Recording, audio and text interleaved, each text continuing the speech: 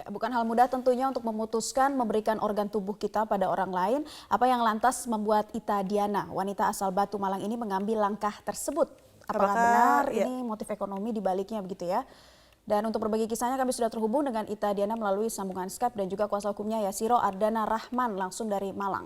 selamat siang Ibu Ita? Selamat siang. Ya, Assalamualaikum warahmatullahi wabarakatuh, Bu Ita. Ibu Ita, Waalaikumsalam.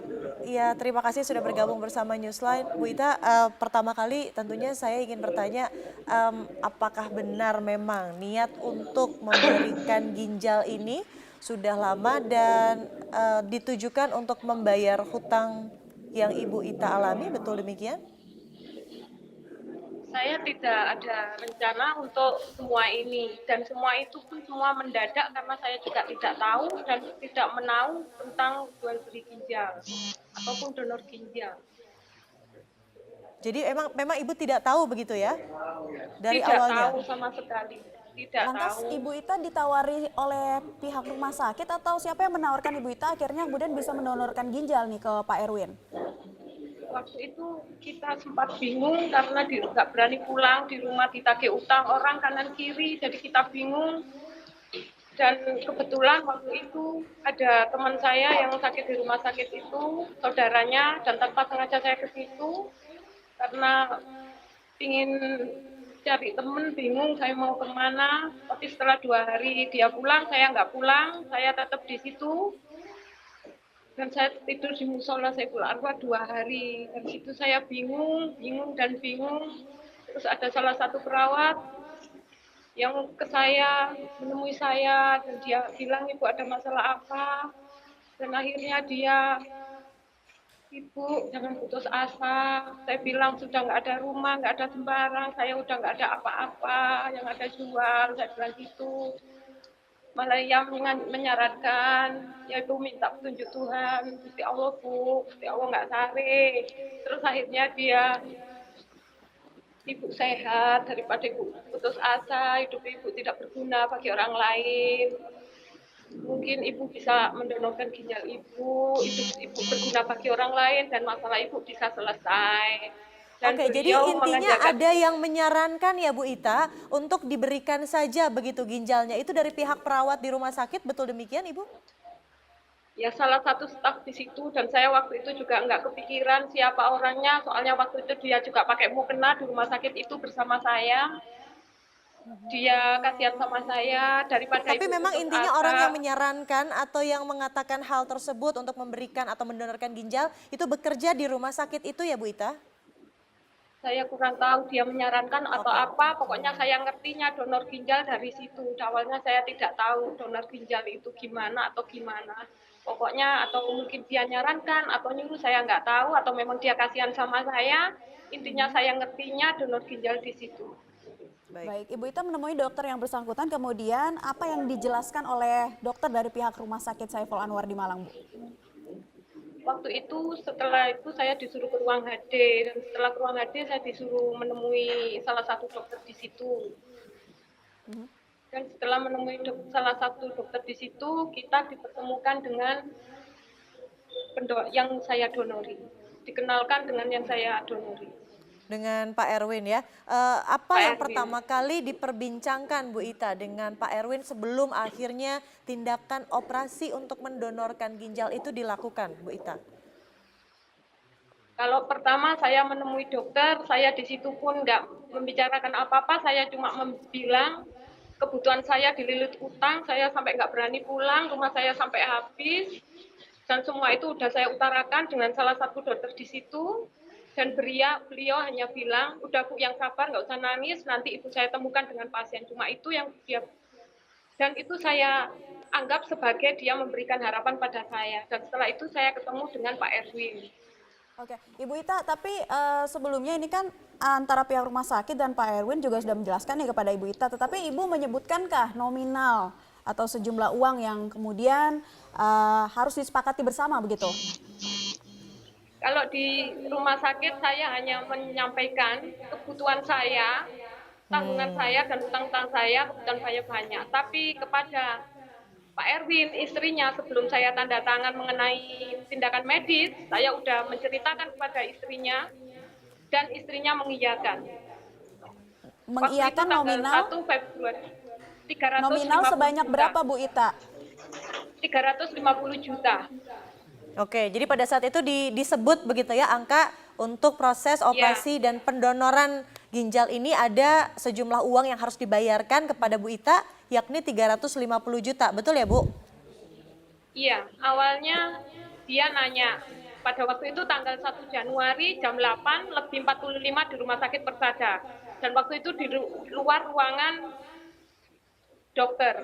Dan di situ saya jelaskan, sebelum saya tanda tangan, saya ingin jelaskan ke Ibu, saya sampai melakukan semua ini karena memang saya nggak berani pulang dan diuber-uber utang. Dan beliau nanya, berapa tanggungan Ibu dan utang-utang Ibu semua? Dan saya bilang 350 juta, Bu. Beliau jawab, ya, saya tidak akan menutup mata. Bila Erwin di rumah sakit dirawat, saya dan mamanya Erwin yang akan menyelesaikan semua ini. Oke, jadi disebutkan setelah memang itu kami, angka uang yang Iya. dibutuhkan oleh Ibu Ita untuk membayar hutang Iya. itu 350 juta dan diiyakan pada saat itu oleh Iya. istri dari Iya. Pak Erwin. Kita ke pengacara dari Ibu Ita. Sementara di sisi lain, Bang, ini pengacara atau kuasa hukum dari Pak Erwin mengatakan tidak pernah ada hitam di atas putih untuk menyetujui angka yang sudah disepakati sebelumnya yakni 350 juta. Bagaimana ini, Bang? Oke, terima kasih. Dalam hal ini saya sebagai kuasa hukum Ibu Ita Diana dari Lembaga Konsultasi Bantuan Hukum Aisyah Kota Malang. Dalam hal ini ada beberapa catatan yang ingin saya sampaikan terkait dengan kasus klien saya ini. Yang pertama, ada kejanggalan dalam proses transparansi ini. Yang pertama, Ibu Ita Diana ini tidak didaftarkan kepada Komite Transparansi Nasional. Yang kedua, tidak ada persetujuan dari suami ataupun dari keluarga kandung. Yang ketiga, tidak ada surat pernyataan secara notaril yang menyatakan bahwa proses transparansi ini dilakukan secara kemanusiaan tanpa menerima imbalan apapun. Nah, itu semua diatur dalam Permenkes 38 tahun 2016 tentang tata cara pelaksanaan transparansi organ tubuh. Betul. Oleh karena itu kita menduga ada dugaan kuat dalam proses transparansi ini ada dugaan tindak pidana jual beli organ tubuh, di mana dari oknum-oknum dokter tersebut memanfaatkan Ibu Ita Diana ini yang tidak mengetahui hukum untuk melakukan proses transparansi ini, sehingga syarat-syarat ini tidak dipenuhi. Saya yakin ketika syarat-syarat sebagaimana diatur dalam Permenkes nomor 38 tahun 2016, proses transparansi ginjal ini tidak akan terlaksana. Karena bagaimanapun juga keluarga dari Ibu Diana tidak akan memberikan izin, begitupun juga dari pihak suami. Oke. Baik, Oleh Pak karena Yasno, itu ketika ya Anda Gimana? apakah sudah menemui pihak rumah sakit terkait dengan lanjutan kasusnya ini seperti apa yang dikatakan oleh pihak rumah sakit? Oke, pada sebenarnya hari Jumat kemarin kita dari Lembaga Konsultasi dan Bantuan Hukum Aisyah Kota Malang sudah mengirimkan surat undangan dan permohonan klarifikasi kepada pihak rumah sakit yang mana seyogyanya bisa dilaksanakan hari ini, akan tetapi karena ada beberapa halangan teknis, akhirnya pihak rumah sakit mengundang balik kami pada besok tanggal 28 hari Kamis jam 1 siang. Oke, jadi katakanlah proses mediasi begitu akan dilakukan besok. Dari pihak Erwin sendiri seperti apa Pak komunikasi dan juga tentunya Bu Ita kan menuntut untuk menyelesaikan janji yang pernah diucapkan. Meski tadi Anda juga mengatakan sendiri tidak ada perjanjian begitu hitam di atas putih yang legal. Iya. Bang. Oke, jadi sampai saat ini dari pihak Erwin pun belum ada kabar kepada kita dan kita juga belum pernah berkomunikasi karena kan kasus ini juga baru kita tangani baru 1 minggu ini. Akan tetapi ketika di dalam proses ini sudah dijelaskan tidak ada perjanjian hitam di atas putih dan sebagainya, bagi saya itu sudah menunjukkan adanya sebuah dugaan tindak pidana jual beli organ tubuh tadi. Oke, baik. Tapi harapan sendiri dari Bu Ita, ujungnya atau solusi dari kasus ini seperti apa, Bu Ita? Boleh diceritakan kepada kami harapan Anda? Harapan saya minta hak saya diberikan dan saya tidak ingin ada Ita lagi seperti saya. Cukup saya yang terakhir jadi korban di sini. Baik, Ya, Ibu Ita Diana, terima Ya. kasih sudah bergabung bersama Newsline. Kami juga akan mencoba Ibu untuk mengkawal kasus ini. Semoga kita akan bertemu titik terang Ya. dan juga menjadi solusi untuk semua. Nah, pemirsa, kedua belah pihak ini baik donor dan penerima donor mengungkapkan proses transplantasi difasilitasi oleh Rumah Sakit Saiful Anwar Malang. Tempat operasi transplantasi ginjal dilakukan. Dan untuk mengkonfirmasi langsung hal ini, kami sudah terhubung dengan kuasa hukum dari Rumah Sakit Saiful Anwar, Eko Budi, melalui sambungan telepon. Selamat siang Pak Eko Budi, sudah bisa mendengar suara kami? Selamat siang, Mbak. Baik, terima kasih sudah bergabung bersama Newsline, Pak. Diklarifikasi saja bagaimana hingga akhirnya bisa terjadi proses transplantasi antara Ibu Ita dan Pak Erwin, sementara tadi kuasa hukum dari Ibu Ita mengatakan tidak ada pernyataan untuk persetujuan melakukan tindakan operasi, terutama transplantasi ginjal. Silakan, Pak. Baik, mungkin satu-satu, Mbak. Ya. Monggo, silakan, Pak. Iya. Kami harus jelaskan dulu. Dalam peraturan Menteri Kesehatan nomor 38 tahun 2009, memang ditentukan banyak komite evaluasi nasional. Komite Nasional Transplantasi Ginjal. Ya. Cuman sampai saat ini KNT itu belum pernah ada dan belum terbentuk. Oleh karena itu, setiap rumah sakit di Indonesia itu menggunakan ketentuan peralihan pasal 45-nya. Jadi boleh menyelenggarakan sampai dibentuknya pelayanan transplantasi organ ini. Sampai Komite Transplantasi Nasional terbentuk melaksanakan tugasnya. Itu.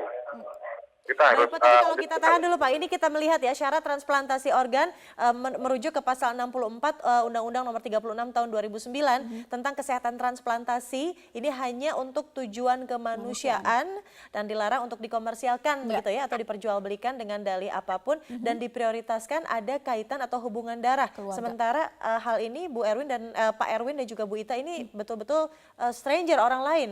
Pak, bisa dikonfirmasi? Memang betul, ya. Yang diutamakan adalah saudara-saudara sekandung atau yang punya hubungan dekat dari darah. Nah, kalau itu tidak ada, baru boleh kita menginjak ke donatur yang di luar itu. Ya. Nah, Ya. dalam, Pak Eko, Halo, oke. bagaimana? Ya, dilanjut Pak Eko.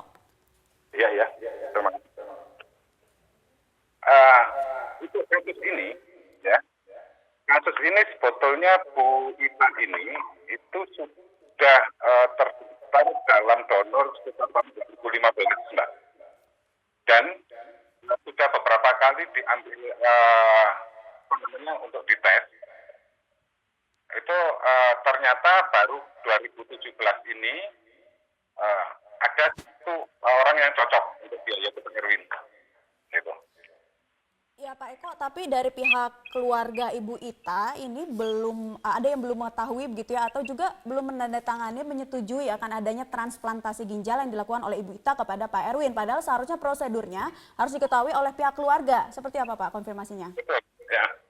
Untuk ke sini kami coba luruskan. Karena begini, sejak awal kita sudah minta itu untuk menandatangani mungkin segala macam kaitannya administratif. Namun di sini alasan Bu Ita itu katanya suaminya sedang di Kalimantan dan kemudian dia mendatangkan adiknya, dan itu waktu kita memberikan formulir dia tulis sendiri bahwa status untuk menyetujui atau sebagai saksinya juga adalah adiknya ini, dan dia tulis sendiri itu keterangan. Kalau kemudian ini diingkari, ya kan, pasti sudah tentu ada hukumnya sendiri nih. Oke, mengajukan oke Pak Eko, keterangan. sekali lagi Gitu. dikonfirmasi bahwa tadi pihak rumah sakit sudah mencoba untuk menghubungi suami, begitu, suami dari Ibu Ita, namun suami dari Ibu Ita tidak bisa datang atau tidak bisa memberikan keterangan untuk menyetujui melakukan tindakan transplantasi. Akhirnya Bu Ita mencantumkan bahwa dia sendiri akan bertanggung jawab, begitu Pak? Betul, iya. Bukan dia sendiri, tapi dia menunjuk saudaranya. Dia membawa adiknya untuk Oh, menunjuk saudaranya. Oke, ada adiknya pada saat itu datang ke rumah sakit nggak Pak? datang ke rumah sakit. Sudah Ada. mencantumkan, membubuhkan tanda tangan untuk menyetujui tindakan transplantasi. Pada datang itu yang nulis adalah Bu Ita sendiri dan dia ditulis sebagai adik kandung. Kemudian juga ikut tanda tangan. Pak Eko, dalam surat kontrak atau surat perjanjian yang disepakati bersama begitu ya, apakah ada sejumlah nominal yang tertera di surat perjanjian tersebut? Oh, tidak pernah ada. Oke, itu perjanjiannya berarti antara apa namanya Bu Ita dan juga Pak Erwin. Sebentar Pak, tadi Anda mengatakan bahwa adiknya sudah datang, adik yang ditunjuk oleh Bu Ita begitu ya. Lalu adiknya ini kan hadir tentunya untuk menjadi apa ya, menjamin begitu bahwa memang proses atau tindakan medis transplantasi bisa dilakukan. Tapi pada saat itu tidak tanda tangan ya Pak? Oh, bahwa setiap tindakan dia datang, ya. Setiap tindakan medis itu harus mendapat persetujuan dari suami atau istri, anak yang sudah dewasa, orang tua kandung atau saudara kandung donor. Nah, ternyata dia membawa saudara kandung ini dan itu tanda tangan. Iya, namanya sesuatu. Oke, baik. Terakhir Pak, tadi juga menurut berdasarkan keterangan dari kuasa hukum Bu Ita yang mengatakan bahwa Bu Ita ini belum didaftarkan ke Komite Transplantasi, di mana seharusnya pendonor itu harus didaftarkan terlebih dahulu ke pusat. Apakah betul demikian Pak? Untuk ulangi sejak pertama dan Komite Transplantasi belum terbentuk sampai saat ini. Bahkan di seluruh Indonesia pun belum ada. Ya. Sehingga setiap rumah sakit yang ada itu memakai aturan pelarian pasal 45. Gitu. Jadi setiap rumah sakit yang telah pernah menyelesaikan transplantasi organ, ya, itu dapat melaksanakan pelayanan transplantasi organ sampai Komite Transplantasi Nasional telah melaksanakan tugas. Baik, oke.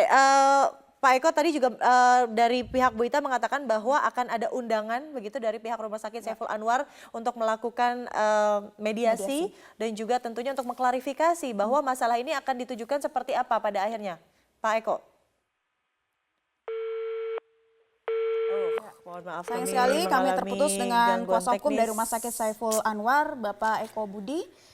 Jadi seperti itu ya, kita juga masih mencari tahu sebetulnya seperti apa dan akan kita kawal juga kasus ini. Dan sebelumnya pihak Ibu Ita memang mengaku bahwa keluarga Ibu Ita tidak ada begitu yang menandatangani formulir persetujuan untuk melakukan tindakan transplantasi. Dan kita akan lanjutkan perbincangan ini seperti apa sebetulnya prosedur untuk melakukan transplantasi, lalu yang tentunya dinaungi oleh payung hukum dan tidak menyalahi aturan. Kita akan membahasnya selepas jeda berikut. Untuk itu tetaplah bersama kami Di Newsline.